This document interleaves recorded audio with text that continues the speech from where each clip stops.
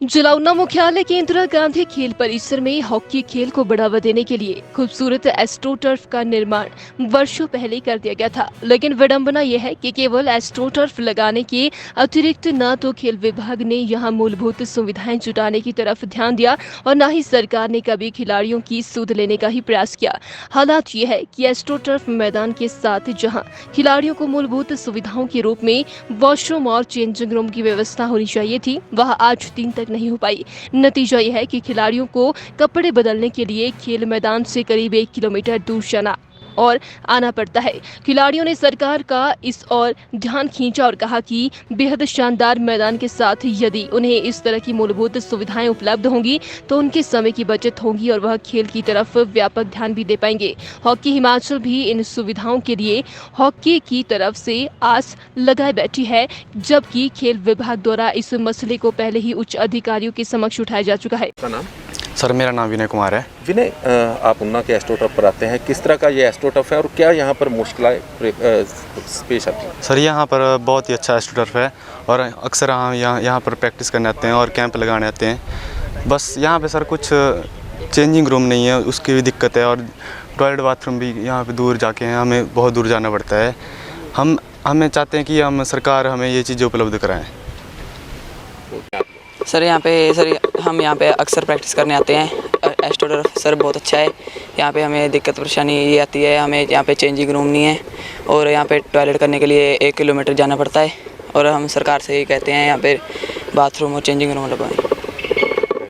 हम काफ़ी दिन से प्रयास कर रहे हैं जब से एस्ट्रोटर्फ लगी है, क्योंकि जब एस्ट्रोटर्फ लगती है तो वहाँ पे ये सुविधा होना चाहिए, जैसे वॉशरूम है, चेंजिंग रूम है। ये जब तक नहीं है तो टर्फ से उतना एडवांटेज नहीं लिया जा सकता है। और स्पेशली हिमाचल में हमारे यही एक दे के एस्ट्रोटर्फ है।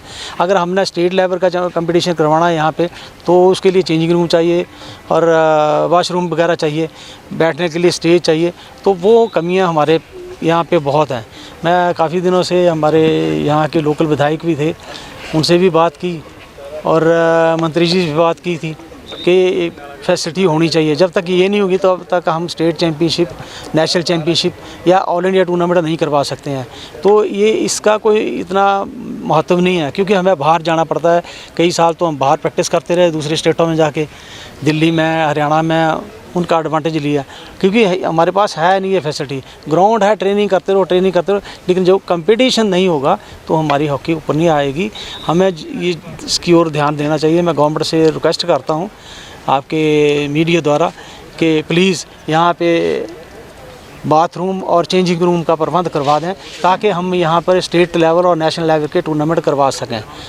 मैं आपको इसके बारे में बताना चाहता हूँ कि लास्ट टू लास्ट मंथ यहाँ पे निदेशक महोदय आए थे।